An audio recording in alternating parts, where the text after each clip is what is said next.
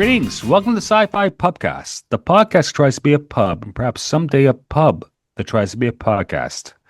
As always, we're looking for customers who come visit our bar. If you're passionate about something, you want to be on our show, please let us know, because this bar is all about community. If you want to help us out, please consider subscribing to our YouTube channel and liking our videos. Please don't forget to tell your friends. We need our customers. That's right. I changed the template for 2026. All right. I'm Joel. I'm the proprietor of the SciFi Pubcast, right now at least. And with me at the bar today, we have our regular staff members, Carrie Simpson and Derek Beebe. How you doing, guys? Hey. Hi. Hey. Great. Happy 2026. Yes. May be better than the last one.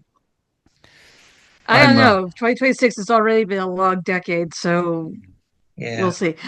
Hey, I just had my birthday this week, so yes, it's been a Happy birthday, Joel. Hey, thanks. Happy birthday, Joel. I'm officially an old guy. Great. Yeah, I'm an old guy. But I'm alive. That's good. All right. Carrie, Yes. how's everything in California? Well, I mean, it's hell over here. Haven't you read the news or has seen the news? I mean, there's food shortages and $13 gas and no. How's the bread lines? What bread lines? Yes, Okay. the bread lines. Yes, the bread lines are terrible. There is almost no food to be had anywhere in the state. So, hey, look at the bright. That's our story. We're sticking to it. Hey, Carrie, look at the bright side. At least it's not Minnesota right now, okay? This is true. But besides all that nonsense in terms of the political side, how's everything with you in California? Everything's fine. Yeah. Just plugging along, getting ready for tests in a week plus. So, normal stuff for the beginning of the year. When you say tests, you mean the martial arts stuff, or? Yep. Nice. I've got like half a dozen kids getting ready to test in a week, so that'll be fun. Hence why just with another reason why I'm drinking today. Hey, by the way, if you haven't found out by now, yes, so we were delayed in a podcasting recording, so I had to go literally 5 minutes away from the law building at Western University to go to the Spoke to have a couple of beers waiting. My intention was to have one beer. Yes, here I am now, several bills in. And that's great because it's 4 o'clock on a Sunday. Okay. Hey, there's both soccer and football on right now. Very important games. Really important. Yeah. Oh, yay, ball sports. Yeah, ball sports. And of course, this Derek. What's happening in Pennsylvania, my friend? And what's happening with you? Well, what's happening in Pennsylvania is a 2-day snowstorm that is extremely inconveniencing me because I have to go out and cat sit for my friend, but there's only like brief windows when it's safe to drive. So Oh, man. it's been a bit of a hassle. But the big news in my life is that Terminus Book 1 published a couple weeks ago. So on Amazon.com, you can get the first book of my science fiction series, Terminus. I've been writing this since 1993 when I was only 12 years old. It's my version of Star Trek or Star Wars with superheroes in it. So this is kind of like my life's purpose, getting this series out, and the first book is finally available. Excellent. This is amazing because I was going to go off this rant. This is perhaps the best time to go on the rant, Derek, if you would allow me. Sure. So when I created the SciFi Pubcast, like literally 9 years ago, the whole podcasting world was very different. And literally, I want fans to talk about fans. And now it's about influencers and like streamers and all that stuff. We're not like these people. We don't want to go to a corporation that owns the land, like Disney World, and say let's stream. Yes, we don't want to be those people, but we do want to keep the conversation live about storytelling, science fiction, and literature. That's what I love about that. So please, the fact that you are using this tool, the SciFi Pubcast, to help you inform your writing is great, and selling your writing. Because literally, nowadays, I see this show as more of a writing tool. and a conversation than anything else. So good on you, Derek. Thank you. And also, I Is just had lunch with Randall Graham like a week and a half ago. He says good things. Okay.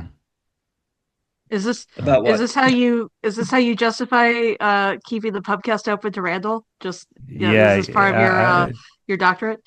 yeah. I'm way behind. So like literally, the university is giving me some space, so bringing space, which is good. Listen, I've encountered some obstacles, some ideological stuff that not particularly keen on. But saying that, I still love learning, and the university may exist or may not exist. Doesn't matter. I'm still going to learn till I die. So that's how I work it. Good for you. Anyway, Trey. So, but we are a sci-fi pubcast. We have a pub, apparently. So I have to ask about our kitchen, Dirk. How's our kitchen doing? Well, it's cleaner than it has been lately. Actually, I learned a great trick recently. If you just spray bleach spray on everything, it Mm. prevents mold from forming. So I'm just doing that like every day now, just like covering the whole place in bleach. The fumes get a little much. That's why I always have the exhaust fan going. You may get a little high if you go in there, start seeing things. You may seeing things like lights lighting up on the walls or things coming out of the wall or the ceiling or stuff like that. But that's it's part of the fun. It's science fiction themed, these Mm. hallucinations. Is there like letters attached to these lights and signage? You can attach letters to them. Oh, okay. I've been trying to work out my own new form of Morse code, Mm. but it only spells out curse words for some reason. I don't know why. Oh, that's interesting. Interesting. Yeah. Ah, very interesting. Okay, cool.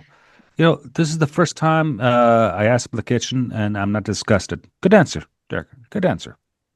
Yeah. Yeah. There's bleach on everything now. Good. Yeah, yeah, cool. We appreciate that, man. Our customers Yeah. appreciate that. Yeah. With me, so I got in my apartment. I got a last minute inspection sprung on me because I gave notice literally a month and a half before I have to. So literally 3.5 months before I move out, I gave notice. So they're doing an inspection on a Monday morning. I found out about this late afternoon, early evening, and so I'll be clean. I've been cleaning, packing, and cleaning. I've been spending a Spray everything with lot. bleach. Yeah, I've been actually spending a lot of time with cleaning oven spray. Yes. So yeah, Hmm. good fun there. But what else is there? Housekeeping. There's always housekeeping. Okay, guys, I'm gonna ask you two questions. I'm gonna ask you about the whole Kathleen Kennedy thing at Star Wars and Lucasfilm, and then I'm going to ask you briefly about the Star Trek Academy because, yeah, that's the big two news items from last week. So, Derek, I know you've been following this. What do you think about the change in the management at Lucasfilm? Well, I think Dave Filoni is a great guy and was George Lucas's chosen successor. So I'm delighted that he's in charge now. Hmm. I didn't really have strong feelings one way or the other about Kathleen Kennedy. I mean, there were some good things, there were some bad things. Like I don't blame her for everything that's gone wrong with Star Wars or anything like that. So, I don't have like any kind of what's that word? Songfreud? Hmm. About her Yeah. leaving, but I am really happy that Dave Filoni is the one in charge because that's what George Lucas originally wanted to have happen, and then once he sold it to Disney, they kind of had their own plans. But I'm delighted that Dave Filoni is in charge, and I hope this means that we'll get more coherent storytelling and a more firm direction of where the movies and the TV shows are going forward. Because if you look at what he's done Clone Wars, he's done Rebels. He wasn't really responsible for Bad Batch. I think like he created the series and then gave it off to someone else, but I didn't really like Bad Batch anyway. He did the Ahsoka series, which I really enjoyed, and the Ahsoka series is, clearly leading towards something greater. It's heavily based in the past, taking lots of Clone Wars stuff, but then it's also leading us towards a big, event in the future with Thrawn. So I'm really excited that all that is, going to come to fruition now. So yeah, I'm delighted that Filoni's in charge. Yeah, but he's a basically CEO with sorry, Lewin Brennan. the Yeah, Washington I forget her name, person. but she's been with Lucasfilm even longer than he's been. She Yeah, joined in so 1999. that's insane, and that's great. I think this is a Yeah. good move. Kathleen Edwards, not Kathleen, that's sorry, musician. Kathleen Kennedy, that's funny. Kathleen Kennedy is amazing. Okay, she was involved in Goonies, one of my favorite films as a kid. Okay, and I think it's great. I have lots of issues with the sequel, but that could be generational. Mostly, it's like, is it compelling storytelling? And then they get the world right.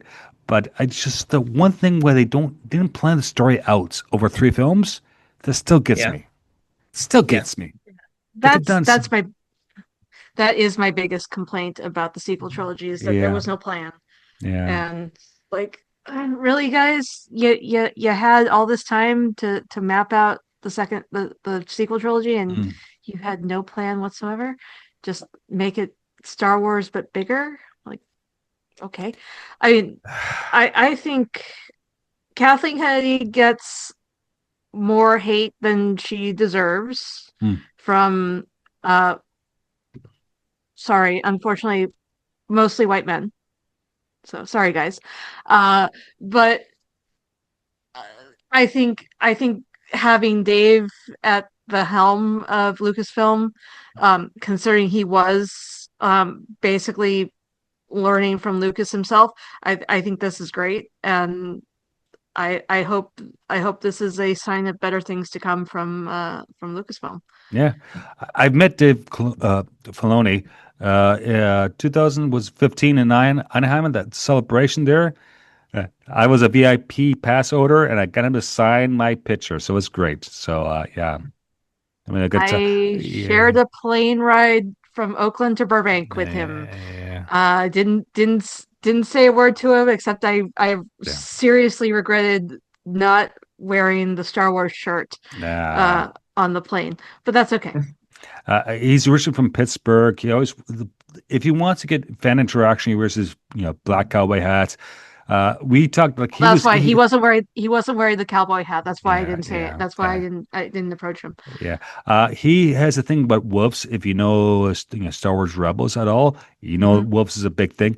And literally the 2 minute interaction with him, because that's the way the VIP thing was like 10 years ago.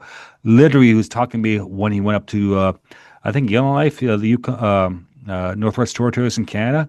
And he went Hmm. on like a wildlife observation of wolves in the wild, Arctic wolves. No, we're talking about subarctic. It's insane. That's really cool. Nice, So, nice. and Well, that's I way mean, before he got like rich. I'm sure he had some money, but that's way before he got really rich, right? So, yeah, well, and also yeah, um Ahsoka is based off of character from Princess Mononoke, so yeah. it and wolves are a big part of Princess Mononoke if you haven't seen it. So Uh, and ginormous wolves. So it tracks. It tracks. all right. Before we get to our main topic of Stranger Things, let's just shift gears because this is breaking because the 2 episodes of Star Trek Academy was released on my birthday 3 days Happy ago. birthday to you. Yes, yes, yes. And Happy birthday. I know, and Randall knows one of the main actors, the commandant of the War Academy, which is Royal. I can't say his last name, but yeah, but anyways, Royal. We know him. I, He's a Toronto actor, great guy. Anyway, just literally your nickel into opinion of Starfleet Academy because we love Star Trek here, right? Yeah. yeah. Oh, that's why he looked familiar. I'm like, why do I know that guy? Because And then Randall he posts, did and then Rena's. Randall, yeah, yeah, and then it's like Randall posts the explanation like, oh, yeah, we have a video clip on one of our episodes. I don't know which one. So I need to, Yeah, where I yeah, inserted that. Yeah, I did the ham. yeah, you considered Yeah, that. yeah, So yeah, yeah, no, Starfleet Academy is awesome. It's so much fun. The ship, the Athena, is gorgeous. It um I like the design of the ship. The cast is awesome. Gina Yasheri, I hope I'm not mispronouncing that too much. As Laura Thok, is fast is awesome. It's like this half Klingon, half Jem'Hadar. Like you will not none of my students will succumb to fear, death. You look death in the eyes and you don't blink and stuff like that. She's awesome. It explains why YouTube's been feeding me her comedy shows for like the last few weeks. Oh, okay. So She's what's her background? she's a British Nigerian comic. I know a ton Uh, of British Nigerian people, so that's cool. Okay. so yeah, she's her comedy is really really fun. But her just no nonsense. I am going to tough everything out. Mentality is great. The whole she has the drill sergeant down. It's awesome. Derek? I didn't watch it yet. I'm waiting on my friend, so I have no opinion. Oh, okay. Okay. Yeah. Okay. To me, okay. I understand a lot of people from my generations or generation before or after me, right? They're not fans because it's very, very, I wouldn't say it's juvenile, predictive, but it's supposed to be for young adults. And that's something you have to keep in mind. I think there's an expectation where people say, it's Star Trek, it has to be Captain Kirk, right? Blowing up Klingon ships in a combat situation. And I don't think this series is geared towards that. I think Okay. this series is geared towards younger people who are inclined towards that type of drama, and that's fabulous, I think, in my opinion.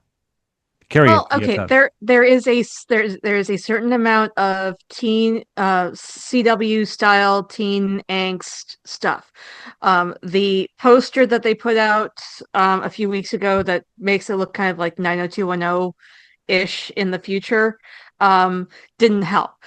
That said, yes, this is a show about Starfleet Academy and kids in an academy setting, but there are also adults.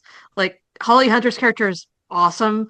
General I Vance is love her back. Georgian accent. I love her Southern accent. It just does me well, okay?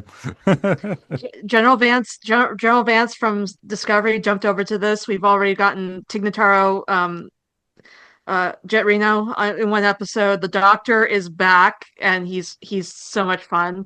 And there are so many like neat little nods to like for there's a lot of like there's some fan servicey type stuff like the whole wall of fame at the back of the bridge. Yeah. Yeah, you could spend hours just trying to pick out names of people from other shows and go, oh hey look, Harry Kim finally got his promotion, etc etc etc. So that's fun. And then just getting to getting to know what the 30th century is like now. Yeah. It's really neat. What I like is that I think Paramount made a really good decision. All the stuff that's towards, the whole progressive movement, towards, what Star Trek actually initially created, right? It's because Star Trek's always been progressive, right? It's more Mm-hmm. towards the far future. And people, I don't want to do labels. That's why I'm really trying to avoid my language right now, right? Old school people who wants a space cowboy in action as a space opera in terms of discovery and exploration. We still live in the time period within the Star Trek universe. I think that Mm-hmm. worked very well. I think that was a very smart move. Okay. And quite frankly, I no, I think like I'm turning in, right? I can see how there's lots of triggers there, but that's part of the culture and in society we're living in right now, like it or not. Mm-hmm. I have no, no. I was watching it and it's like, yeah, I'm too old for this stuff. Like my worldview is very different, and my experience is very different. But that does not mean it's bad TV. I think it's great. And again, we have to remember it's for an adult teen audience, a young adult audience, right? Mhm. So, and I think that's great. And the fact they filmed it in Toronto is amazing because they filmed it in locations I know. They took over Waterloo University for months filming a lot of stuff. Waterloo is Nice. uh, hour and a half from downtown Toronto, and it's basically well when they created Waterloo University in the 60s and 70s was so supposed to be the Silicon Valley of Canada, right? So it's all tech people. It's all that area. Plus, it's a big German population. So, yeah, the Bear Fests are great, right? So, yeah, Oktoberfests are great. Uh, Hmm. I know the actors love living, visiting Toronto because Toronto is a very friendly, open city. You said that with Roberto Mercado, when Raptors came close to, in the playoffs last December, he was down in the town square with all the fans. That's amazing. So, Nice. Nice. yeah. Okay, and Dirk, any thoughts that you want the series to be, or did we spoil it for you? A little bit. Yeah, I don't know much about it going in, so I don't really know what I was expecting. I mean, I'm looking forward to it. I'm just waiting for my friend to come back from a trip to watch it. Yeah. I It's mean, fun. the best thing about it is that you don't need to have actually watched Discovery to, I mean, it won't hurt to have finished Discovery, but you're going there. Anything you need to know about what happened in Discovery, they're going to they mentioned basically in the prologue. So they talk about the burn and how that affected the galaxy, and this is the galaxy recovering from the end of that. So Mm. yeah. Also, so I'm living in Canada right now, but I'm moving to the United States, no, namely Florida, in 2 months. So all my I'm streaming sorry. services, I need to actually stop because it's licensing agreements, right? Which means I need to change over to Uh, being an American residence versus a Canadian residence. It makes a big deal in pop culture and access to these shows. Yeah. All right. hmm. But we're not talking about Star Wars or Star Trek or Lucasfilm. We're talking about Stranger Things and things that are usually strange to the Sci-Fi Pubcast. But we're not Yes. talking about ourselves right now, are we? No, we're talking about Netflix Stranger Things. The series finale was released 3 weeks ago, so hopefully we've given everyone time to digest it. We don't want anyone to be bent out of shape. Also, spoilers, major spoilers. Go figure, please. Go see the finale. Go see the series if you hear this, you know, this podcast. In fact, the pub did an episode on Stranger Things and nostalgia way back when. For reference, We did. it's Sci-Fi Pubcast episode 10. Yeah, we've been around for almost 10 years now. This Oh episode was That gosh. was like for released. season one. Yeah, yeah. So this episode, the Sci-Fi Pubcast episode 10 was released on November 27th, 2017. It's on YouTube now. It's been uploaded because we save our back catalog when I'm trying to save money because I got bills to pay. So, yeah. Hmm. Any which way, I'm the dungeon master, so to speak. So let's discuss. Well, this is a big thing. Cue the Iron Maiden's The Trooper because I'm an Iron Maiden fan, and my brother Sean, he's a huge Maiden fan. We had a drunken discussion with Iron Maiden doing this song in Stranger Things last week in Buffalo, New York. Amazing. This is how I connect with my brother with these stuff. Nice. So I know, and we're talking about like the overall picture. Then we get to the finale stuff. But Stranger Things, it's been on air for like 9, 10 years now, right? Okay, there's been what 5 seasons, 6 seasons, something like that. Any which Six way, seasons. But yeah, but any which way, what's your initial thoughts? It's like it's good, it's bad, who cares? Let's go to Derek. Derek, you've been quiet. I love the show. There were some parts I didn't like, but overall I really liked the show. I was really invested into it. I was very excited for it to end, but sad that it was over. and it just the whole 80s retro nostalgia vibe just Yeah. really hit me just right because like basically I'm the age that these kids were. Well, no, that's not true, they were younger than me, but the whole 80s thing is such a childhood nostalgia vibe thing for me, so it was successful for that alone. And then also it's less like that going on, but season one kind of felt like one big Stephen King pastiche of like taking a bunch of Stephen King stories and mixing them all up in the 1980s. So and which of course makes me think of it, because the original book, the present day story was in the 80s, and then in the new movies the backstory was in the 80s. So I always associate like 1980s horror and kids with Stephen King's It. So yeah, just season one was very successful just on that regard alone, and then it became its own thing, its own phenomenon that I got really into and invested in. So I've loved the show all the way through. Like I said, there were parts I didn't like. I thought season four was way too long and did way too much wheel spinning and didn't move forward fast enough. But aside from that, I love the show. I think it was great all the way through. I was happy with the ending. It's a great show. Do you think the ending was like a victory lap when it did went on too long? I didn't like the fact that there was like a 50-minute long epilogue after the battle was over. That went on for way too long. It was, obviously I love Lord of the Rings, but the Lord of the Rings like has too much epilogue at the end, Nah, and it was I kind of like that like book. that. Personally, Ah, I like that nah. book. I like the epilogues. Yeah. Um, So I didn't like the fact that it just went on and on and on with their lives after the plot was over. But in terms of the big final battle, I was very happy with it. There are a couple minor nits, but I thought it was a very successful ending, and it gave everybody a little something to do. And sure, they should have killed off more people, but I mean, it is also ultimately like a kid's show, so I understand why they didn't do that. But yeah, I thought the finale was great. It had some cool surprises. The big battle at the end was very cool. I was, aside from some minor complaints, I was overall very happy with the way it ended. cool. Carrie, your initial thoughts. I Both big picture continue. and small picture. Yeah.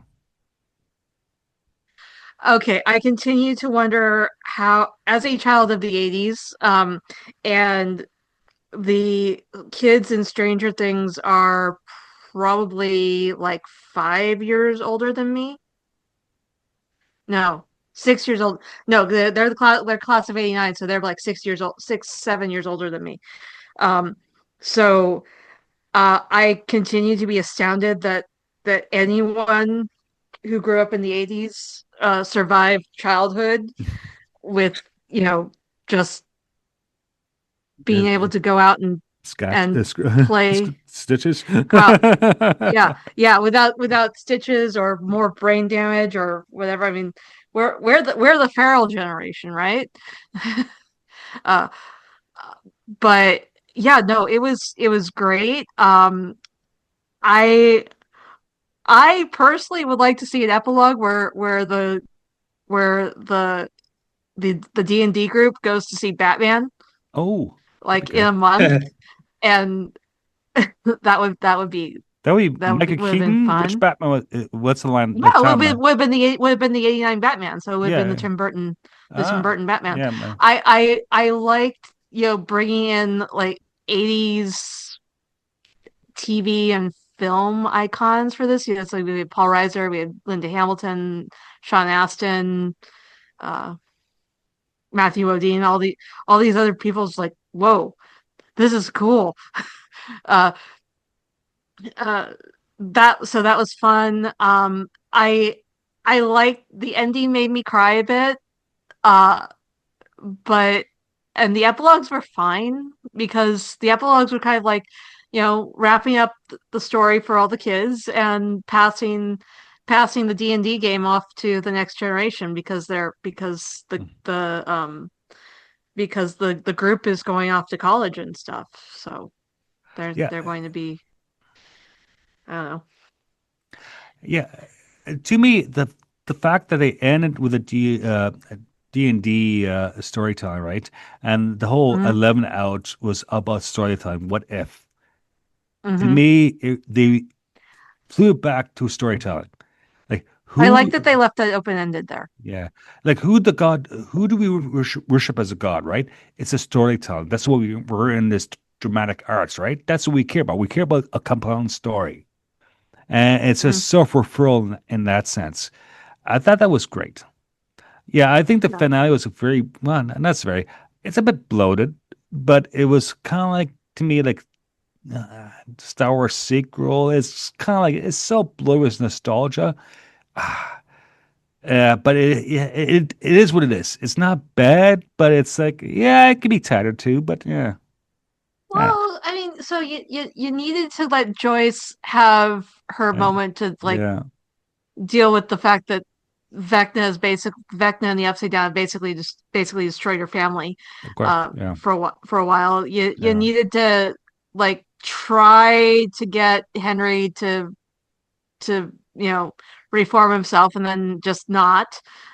You needed to have the big giant spider, Hey, apparently. actually, with Henry, yeah, redemption doesn't work in real life very much. No, Okay, no, doesn't always work. I'm a very lapsed Irish Roman Catholic type, right? It works like this much of the time. Okay, if not, just take the guy's head off. Okay, come on. Yeah, yeah. Okay.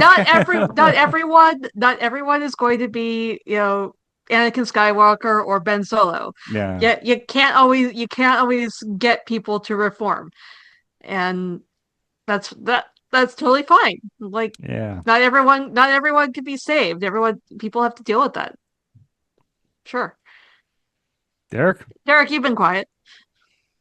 Yeah, speaking of Vecna and redemption and stuff, I did think it was very cool that there was like one of the things that I didn't like about season four was that we went from this Lovecraftian mind flayer entity monster behind everything to just being this guy Henry.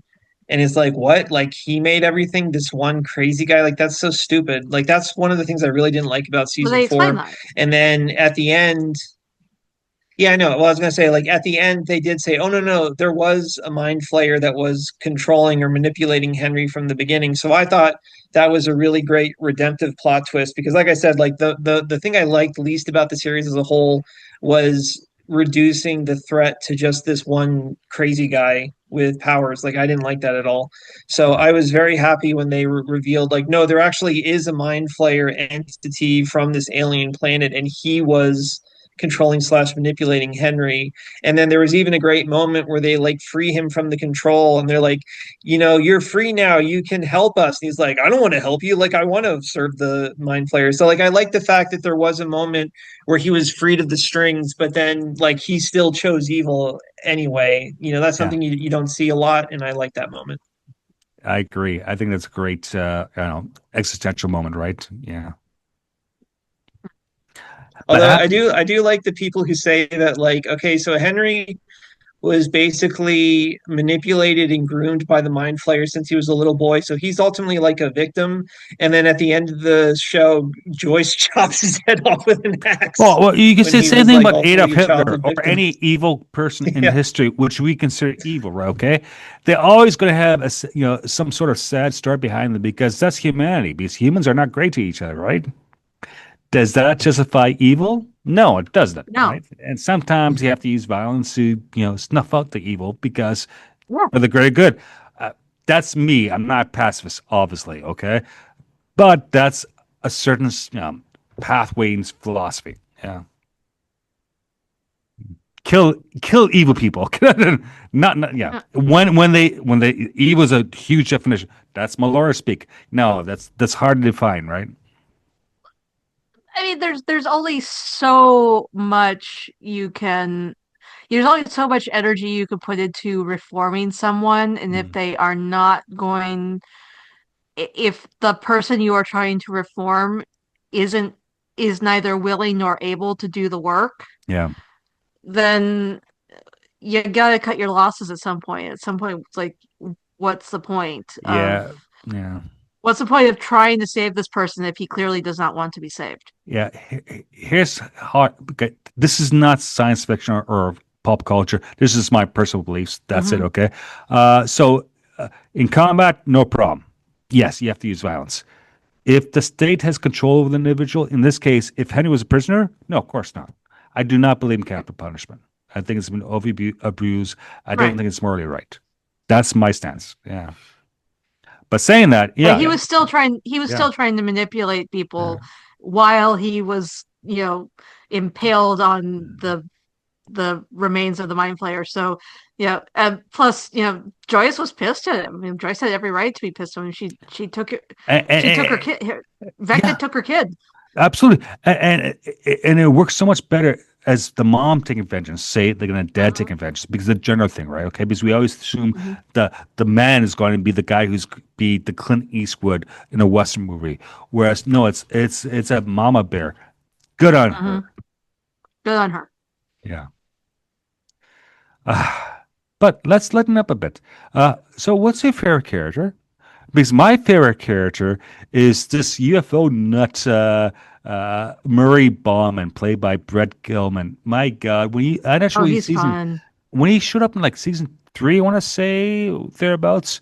My God, that's excellent. Like, literally, this is people I actually know in real life, and it's so much fun because, yeah, you may know a bit of the truth, you don't know all the truth, but they're so paranoid. They're so they want to do well, and I know that's like all the actors in this series, like mostly all, because that's just generic. But I'm saying like the great majority of these actors are great, but that's like a memor I can speak, Memorable. yeah, memorable, yeah, performance, yeah, for me.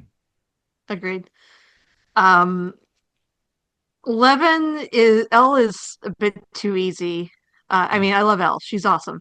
Uh, I really kind of gravitated towards Dustin by the Oh, end.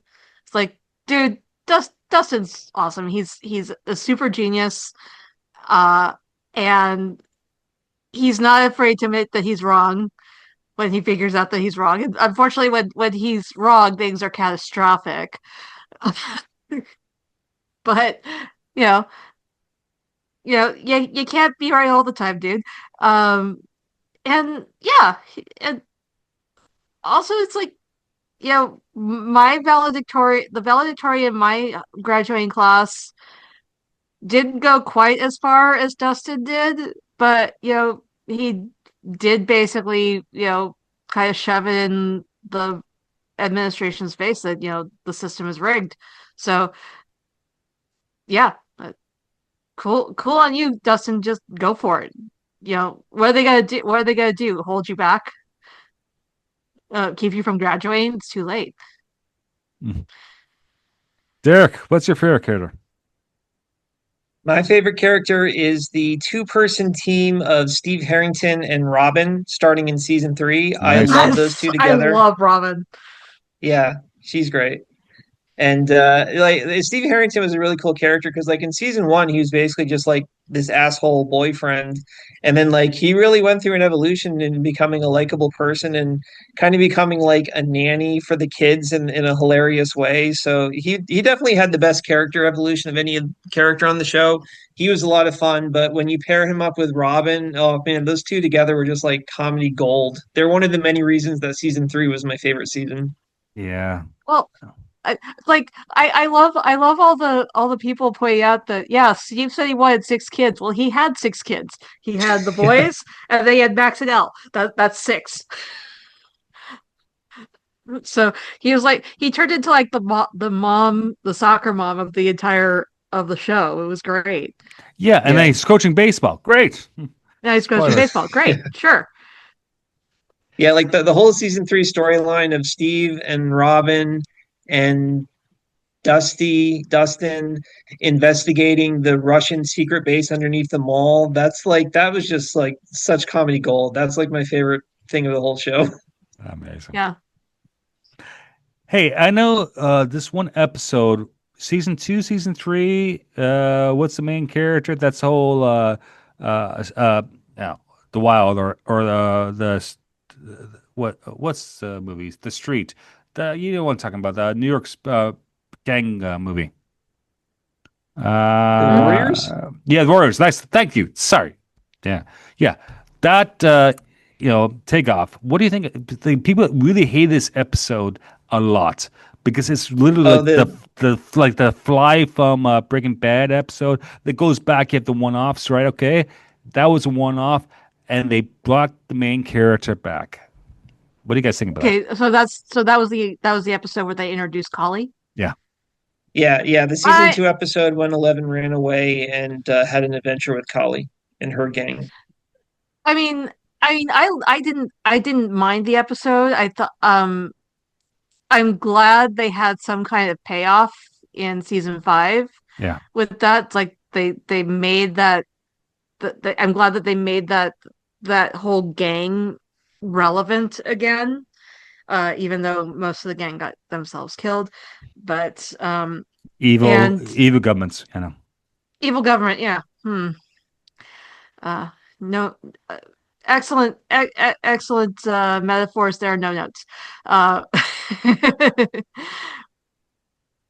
um, Yeah. I was kind of sad. I was sad that they killed off Collie, although I am with Mike that Collie had and was alive long enough to help get L out of the Upside Down. Yeah.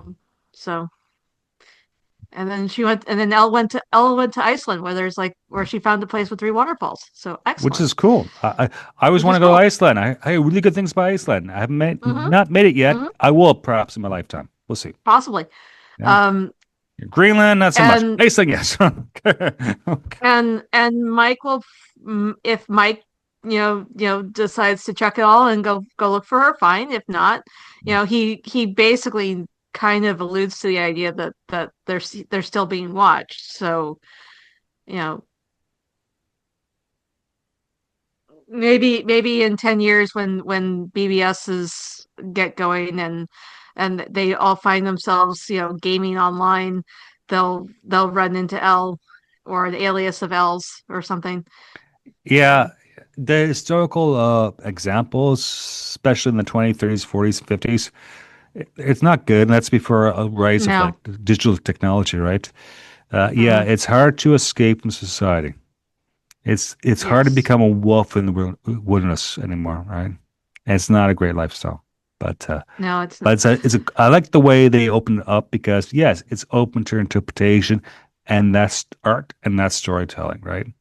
Because quite frankly, yeah, you react. Your brain reacts to whatever is presented to you. Yeah.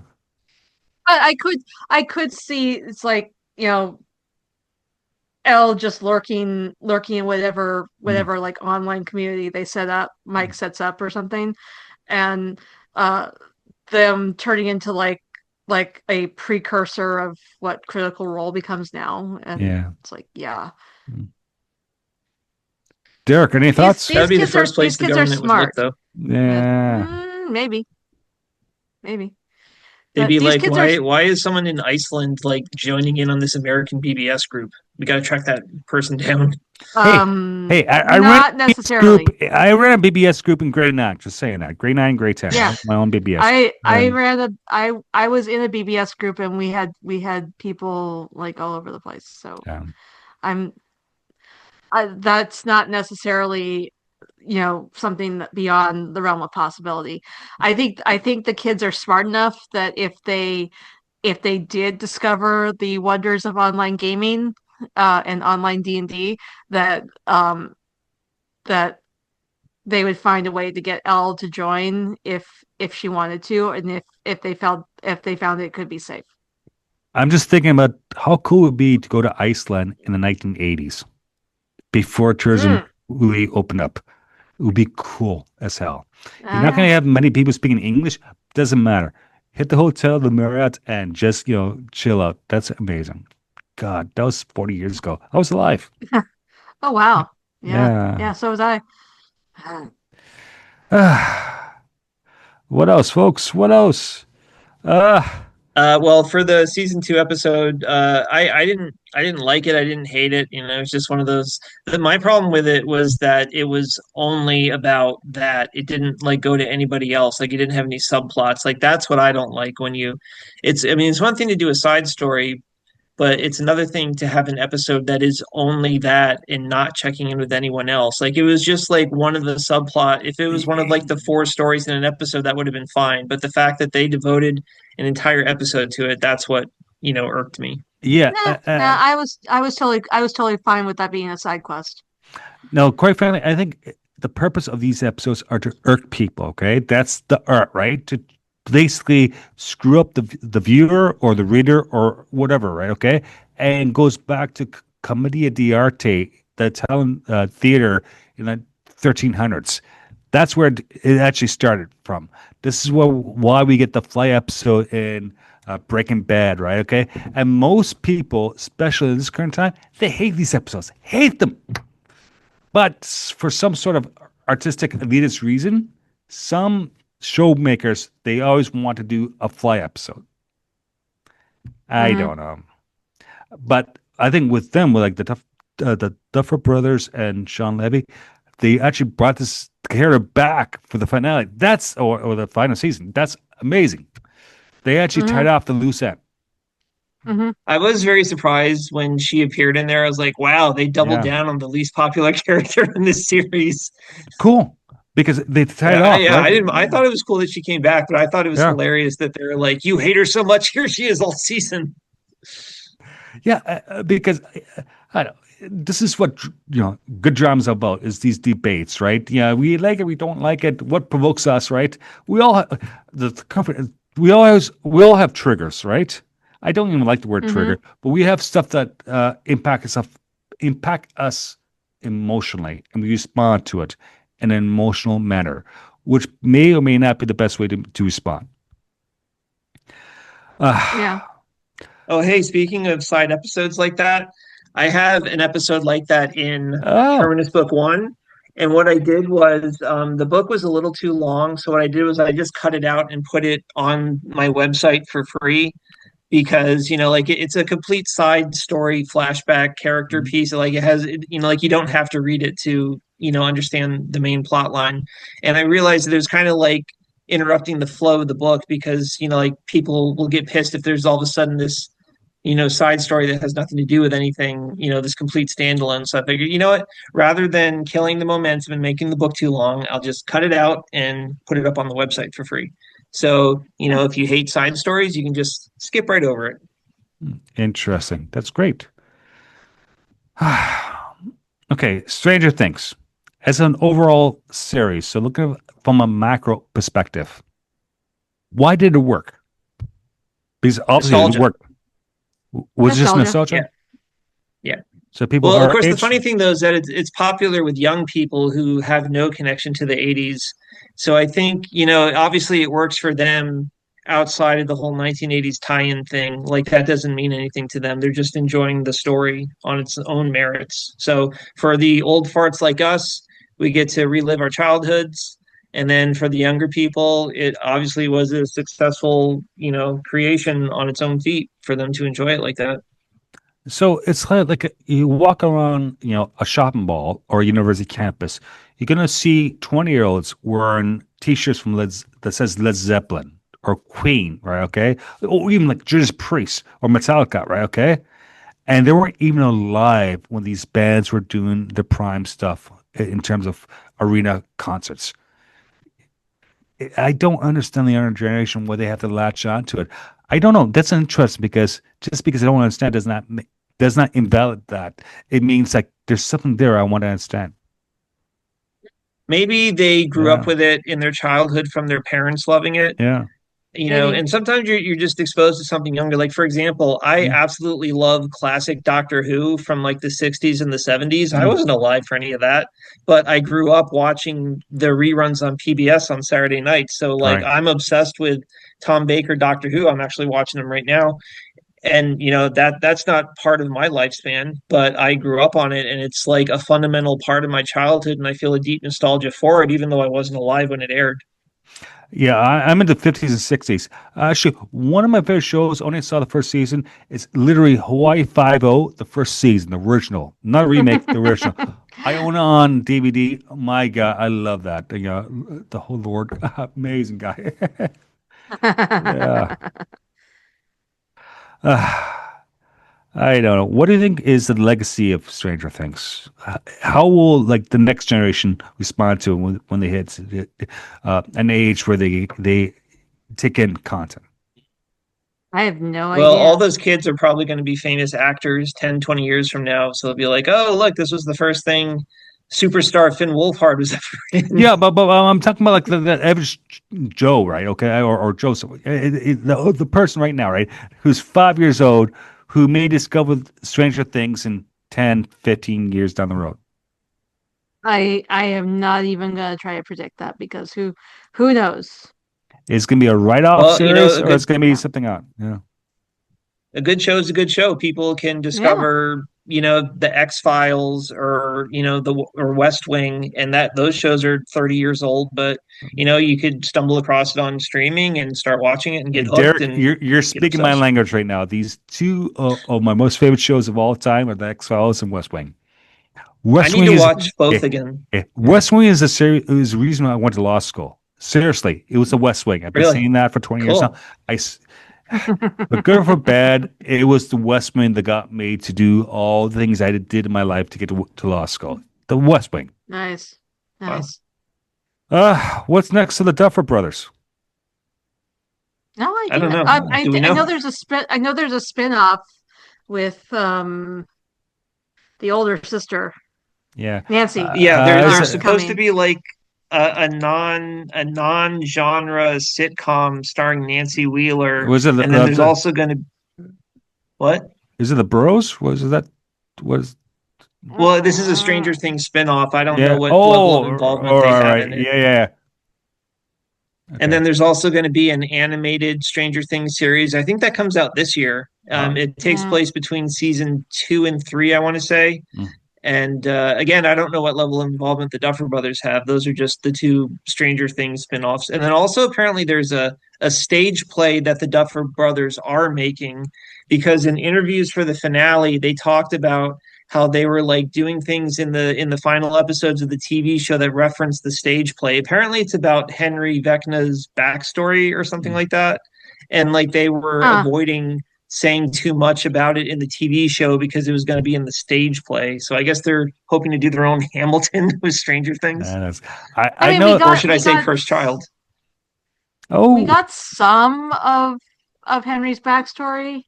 I mean, not a whole lot, but we got enough to understand what was going on, I think. Well, the big thing that we never got answered was where did the scientist with the briefcase come from that had the piece of the y- mind flayer? yeah, and that's That's the going big to launch the question. next series. Yeah, Yeah. yeah. So maybe that's what the I wonder play's if he about. was related. I wonder if he was related to Linda Hamilton's character, because she seem to have like this like obsessive almost fixation on both the blood of the kids who were experimented on and the upside down in general. So One of the things I did not like about the last season is that we never got what was going on with Linda Hamilton. Like, we never got her backstory. She didn't have a big ending. The last time we see her is like arresting the kids when 11 dies at the portal. So, like, we never found out like what her character motivation was. We never Yeah, found out how she ended. It was just like, what was the point of her in the end? yeah. Her story got terminated. Yeah. but Go ahead. Go bit ahead. of a missed opportunity to not bring either Arnold Schwarzenegger or Ron Perlman in for just a cameo at some point. Well, there But was an Arnold whatever. Schwarzenegger look-alike in season 3. Remember the one Russian bad guy who intentionally looked like Yeah, the but I Terminator? meant yeah, but I was talking about in season 5 when Linda Yeah, Hamilton was actually on the show. But yeah. that's me being silly. Yeah, I was very excited when I heard that Linda Hamilton was going to be in the final season, and then she just ended up being a big nothing burger. She was just like a generic bad guy that had zero motivation and zero, finale. It was a weird No, choice. she was actually kind of terrified. I think because she was so fixated on using Collie's blood and then using Eleven's blood and then probably getting her hands on Henry to use his blood. Um, she was actually kind of terrifying. Yeah, I mean, Like she was definitely you don't intimidating. I'm just saying you we didn't don't get her story. I don't think you need to. I think you just need to understand that she's not going to stop until she gets what she wants out of, one of those kids. So, 11 needed to either die or disappear. Since she wasn't going to get her hands on Collie or Henry. I think I her did number. think that was a really great misdirection in the final season. The whole time we think, oh, the government captured Vecna and he's in their lab in the Upside Down, and like this big mysterious wall is like, presumably where that house with the little kids is. And then like it all turns out, no, no, no, they never captured Vecna. They had Callie in there, and the wall was like, holding out outer space. Because it's a portal to an alien world. Like that was all like really cool. I didn't see that coming at all, but it made Yeah, a lot of sense in retrospect. the misdirection this last season was really, really cool. Yeah. And just like, oh, well, that's not good. And I also really like the revelation that the upside down was just a liminal space going to an alien planet and that there was this whole other realm where the mind flayer actually was. I thought that was a very cool revelation as well. And they said they had that worked out all the way back in season one. They just, held on to it until the end. I think the numbers are adding up right now, so that's great. But let me ask you this, okay? Sean Levy, he has a project in the Star Wars universe called Starfighter. It's been filmed mostly, I think, Yeah. at this point. Are we So excited? we'll actually get to see it. Yeah, are we excited for this? Because I am, because Yeah. it's going to be Yeah. more like a what's the book series Rogue from the One, 20? Yeah, no, the book series in the 90s. the X-wing The series, X-Wing series. Yeah. Rogue Squadron, Yeah, Rogue, the so Rogue that's why. Squadron Yeah, series. absolutely. Yeah. Yeah. I hope I that's haven't good. read those. Those are like one of the Yeah. very few Star Wars books I never read. I've read like one or two books Oh, they're back in the day. so much fun. Yeah. Those books are so much fun. I, Ah, man. All right. Any last thoughts before we close our door and I go back to uploading this episode on YouTube because we're on YouTube nowadays, and continue to clean my apartment for tomorrow's inspection. Yeah. My last no. thoughts are Terminus Book One is now available on Amazon. The ebook is only $3 right now, and books 2 and 3 will be coming out in the next couple of months. So it's basically like my version of a TV show. It's like the first book is literally 7 episodes of an hour-long TV show. So Mm. my model was really like Babylon 5, but with a bigger budget, of course. Oh, So it's kind of God. like my version of Star Wars or Star Trek or Babylon 5, but the characters have superpowers. They can fly, they have super strength, that sort of thing. And it's about the Great Alliance, which is a democratic union of 65 worlds, and the main characters are like the rulers of it and their kids, and they have to deal with enemies, foreign and domestic. There is alien enemies, there's domestic enemies, there's secret conspiracies, all that sort of thing. And there is a literal apocalypse looming. The world is going to end, and it's basically a 7 season TV show, and book one is the first third of the first season. So it's going to be like about 15 books long in total, depending on how long they end up being. But yeah, so like I'm going to do the first 3 books, which make up season one, released over the next few months. But book one is already out and available on Amazon.com. And if you have Kindle Unlimited, you can read it for free. That's Oh. amazing. I love the fact that you're doing this stuff right now, Derek. You make me proud. If you go back like 9, 10 years ago and say to Joel, "Hey, you want to do a podcast?" It's like, no, I never want to make money. Like literally, okay, once I moved to the States, financially and tax reasons wise, yeah, we can make money. But really, no, we're not going to make money because we don't care, right? I always take the punk rock attitude because what I care about is influencing and inspiring people like yourself. That's amazing. Good on you, man. Yeah. And I sell my books for dirt cheap because it's not about making money. It's just about people Yeah. getting to read my story and getting to share it Yeah. with people. So, like all my other books are only 99 cents because I just want to move them. I just want people to read them and get their feedback and their experience. I'm certainly not making money off of it. Carrie, any last thoughts? No, I think I've said everything I need to say about, Star Trek, Star Wars, and Stranger Things. Great. At least for now. Well, they're making a Stargate new series apparently. Well, there we go. Okay. I know. Oh, yeah, that was exciting. That's going to be exciting. All right. Let's end this now, shall we? It's closing time. Remember, we're on YouTube nowadays. Subscribe today. You can contact the pub owner, me, at joewelch123gmail.com because we love hearing from our customers. That's right. We lost the whole corporate email when I tried to save money and in my account on that server. Any which way, yes. So, social media. Carrie, where can people find you on social media? If I am on social media, you can find me at Carrie Blackfire42. That's Keri Blackfire42.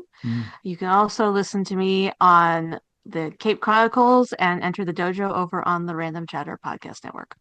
Fantastic. Please do check out our hosts' other shows and support us, please, because we're fans. That's where we're in this. This is where we're doing this right now. Amazing. Derek, where can people find you on social media, and what are your other projects working on right now? I'm Derek J. Beebe on Blue Sky. My website is derekbeebe.com, where you can read a free episode of Terminus right now. And all my books are on Amazon.com. Fantastic. I'm Joel. I'm easy to find. Joel Welch. Just Google it. Social media, I've been scaling back because I don't particularly like social media, but I do like engagement, right? Okay. I don't like just BS bullshitting, trigger happy stuff. Social media is a cesspool. But, yeah, it is a cesspool. It's our cesspool. And quite frankly, it didn't have to go down that route, but it did. And it happened over the last 10 years, and it's unfortunate. So I really want to find some decent spaces to have conversations, and perhaps the SciFi Pubcast is one of them. That's my goal, okay? And that's why I always try to encourage people to come on or to interact with us, because we're not bad people. We're decent people. Yeah, you find your tribe. Yeah. We're your tribe.